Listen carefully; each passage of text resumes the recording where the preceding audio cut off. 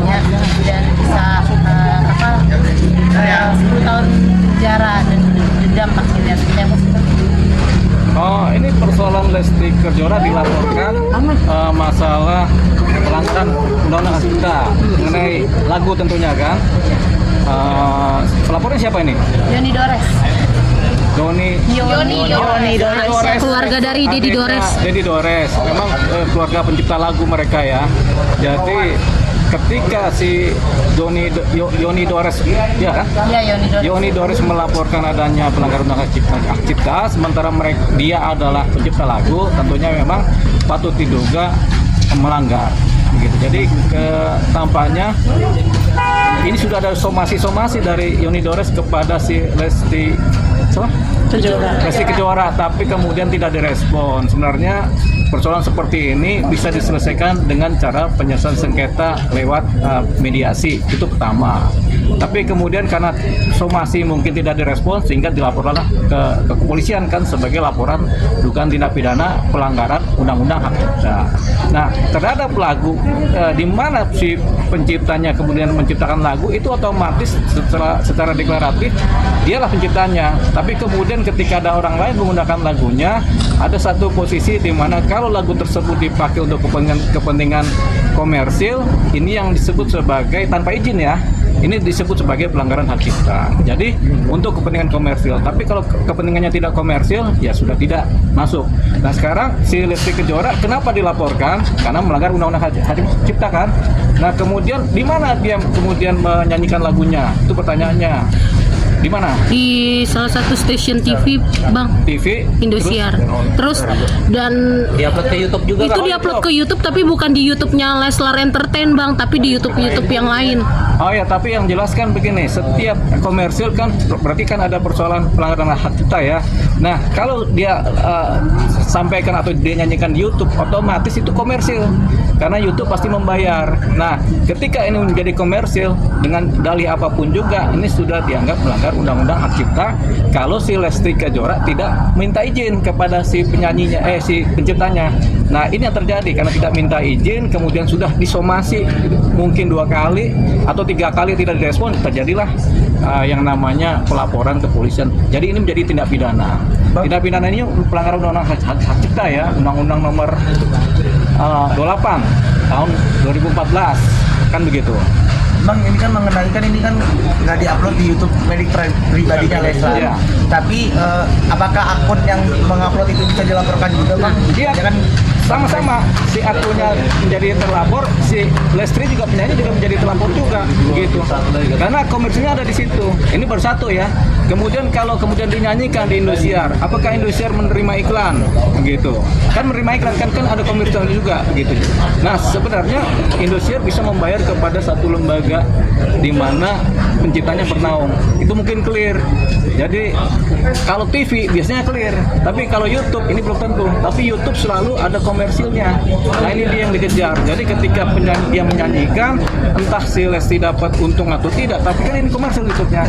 Jadi terjeratlah undang-undang hak cipta. Tapi Bang, kan yang komersilin kan bukan Lesti atau pihak krunya Lesti, Bang. Terus secara pun dia nyanyi hanya untuk menghibur gitu.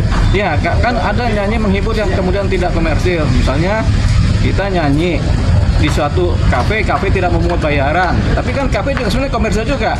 Atau misalnya ada kita nyanyi di tempat keramaian yang dimana tidak ada komersilnya. Nah itu bisa tidak melanggar undang-undang hak cipta kalau disebutkan nama penciptanya, lagu ini ciptaan ini udah dinyanyikan tanpa komersial, itu tidak melanggar. Tapi kemudian kalau kemudian ada nilai komersilnya, ini macam-macam komersilnya. Jadi ketika masuk ke YouTube itu otomatis komersil. Siapa yang menerima itu urusan lain. Tapi secara hukum itu adalah komersil. Makanya kenapa Lesti dilaporkan. Tinggal prosesnya dari komersil ini dia dapat berapa, atau malah nggak dapat sama sekali, atau akun YouTube-nya yang dapat keuntungan, sama aja hasilnya. Jadi dia bisa menjadi turut serta melakukan juga. Jadi siapa yang menerima komersil dialah kemudian yang bertanggung jawab. Tapi kan ini kan lagi ramai juga yang emang soal ini sedang ramai nih Bang, dibincangkan karena kan rancu nih Bang antara direksi sama undang-undang sendiri Bang gitu Bang. Direct license sama undang-undang. Ya, jadi begini, ada 2 undang-undang yang rancu itu bang? Nah, sebenarnya Undang-Undang Hak Cipta itu cuma satu ya. Jadi Undang-Undang Nomor 28 tahun 2014. Di situ setiap ciptaan lagu, seni, apalagi itu pengetahuan segala macam, terus sastra kemudian itu diatur oleh Undang-Undang Hak Cipta. Nah, kemudian apa sih yang disebut melanggar hak cipta? Itu ketika misalnya lagu dinyanyikan tanpa izin oleh si penciptanya, kemudian dalam posisi komersil, dikomersilkan. Nah, itu melanggar Undang-Undang Hak Cipta. Tapi kalau kita nyanyi tidak komersil, kemudian kita menyebutkan nama penciptanya, itu tidak melanggar. Jadi ada aturan-aturan yang lebih detail mengenai ini. Tapi kemudian ada juga yang disebut sebagai pakai license, direct license, atau kemudian pakai satu kelompok. Ini namanya kelompok, misalnya kelompok pencipta lagu. Jadi kalau ada ciptaan-ciptaan yang kemudian dikuasakan kepada kelompok pencipta lagu, suatu organisasinya, mereka dapat kuasa, mereka yang kemudian menerima royalti. Jadi kalau di kafe-kafe, kemudian di mall-mall ada lagu-lagu yang dinyanyikan, mereka bayar kepada kelompok pencipta lagu ini. Kemudian royalti ini yang dibagi-bagi kepada para pencipta lagu. Dengan catatan ada terdaftar di sini pencipta lagu. Biasanya ada. Nah, kalau yang langsung pencipta lagu menciptakan lagu kemudian dinyanyikan, tapi dia nggak tergabung dalam satu kelompok ini. Jadi dia adalah subjek hukum sendiri pribadi.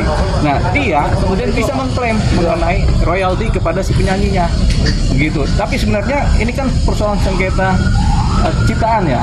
Sengketa ciptaan ini bisa dilakukan dengan cara si pencipta langsung melalui teguran dulu atau melalui permintaan ketemu. Biasanya begitu.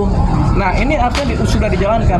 Kalau sudah dijalankan sampai 2, 3, 4 kali termasuk somasi juga, kemudian si penyanyinya juga cuek aja, barulah terjadinya LP, laporan pidana.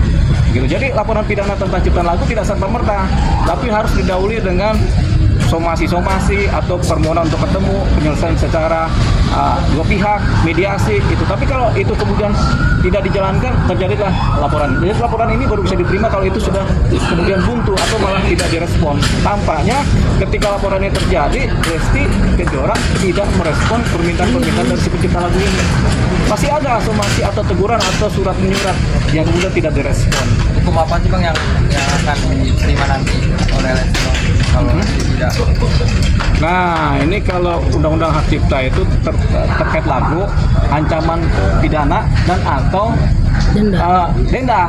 dendanya 1 miliar, pidananya 4 tahun maksimal. Jadi itu dia, dan atau. Jadi kalau pidana atau denda aja, atau pidana aja, atau pidana dan denda, itu ancaman hukumannya biasanya 4 tahun dan dendanya kurang lebih 1 miliar. Terhadap lagu itu.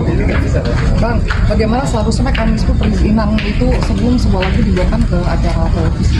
Sebenarnya gampang aja, asalkan ada penciptanya sudah ketahuan, tinggal dikontak via WA, via telepon, Bang atau Pak Pencipta, kami akan membuat menyanyikan lagu Anda, silakan. Kalau disilakan, oke, yang penting komunikasi dulu. Jadi sebelum melakukan konser atau apa, izin dulu sama si pencipta lagu. Kalau pencipta lagu nggak ada, ahli warisnya atau siapa yang diberikan kuasa ciptaan ini, kan gitu. Itu sebenarnya gampang, itu mudah kok itu. Asal ada, kan selalu ada nama penciptanya kan, itu kan bisa dikejar siapa ini. Jadi apalagi kalau lembaga-lembaga kayak televisi atau lembaga-lembaga konser atau event-event organisasi, mereka udah ngerti itu.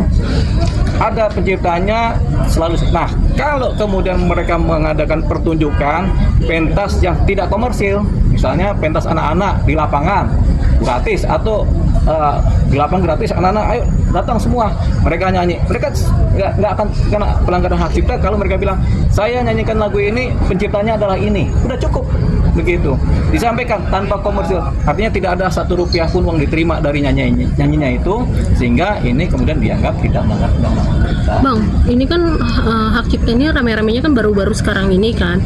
Nah, terus si Lesti ini posisi yang dilaporkan saat nyanyi itu posisi dia saat belum berhijab, itu gimana Bang, masih tetap bisa diperkarakan? Ya, ini kan karena namanya kadaluarsa kan 12 tahun pada umumnya kan, termasuk juga persoalan ciptaan ini gitu. Jadi ya 2017 sekarang 2025 kan masih 8 tahun kan. Nah, jadi apalagi ini kan jalan terus, ada upload terus setiap hari. Jadi dianggapnya berlaku, sekarang juga masih tampil kan, YouTube-nya kan masih ada sekarang. Nah, itulah disebut pelanggaran di sini. YouTube-nya masih ada, tapi yang ngupload kan bukan YouTube mereka gitu, nyanyi, tapi orang lain. Memang yang nyanyi Lestinya. Iya. Waktu si Lesti nyanyi ada izin nggak sama penciptanya? Nah itu nggak tahu orang kalau TV-nya nggak ada, kan. dia jadi komersil, jadi turut serta mereka berdua. Jadi ya jadi kompanion kan. Nah kalau begitu sebenarnya ada satu cara lagi. Sebenarnya Lesti datanglah kepada penciptanya sebelum masuk ke posisi pidana sepenuhnya, berdamai. Bang, berarti bisa dibilang Lesti salahnya sepenuhnya atau tidak salah sepenuhnya, Bang? Ya, tergantung hasil penyelidikan dari kepolisian. Tapi sebenarnya rasanya ini udah pasti disomasi ini. Sudah pasti dikasih tahu ke Lesti ini ada begini-begini. Pasti pencipta itu udah pasti begitu. Karena syaratnya itu dulu. Syaratnya ada teguran, pemberitahuan, teguran sama somasi. Itu syaratnya untuk supaya jadi LP kan. Kalau itu kemudian dilewati nggak ada respon oleh si Lesti, barulah jadi LP. Nah, kalau sudah jadi LP sekarang berarti itu sudah dilewati. Jadi sudah nasibnya Lesti karena tidak merespon teguran-teguran yang ada. Terima kasih, Bang.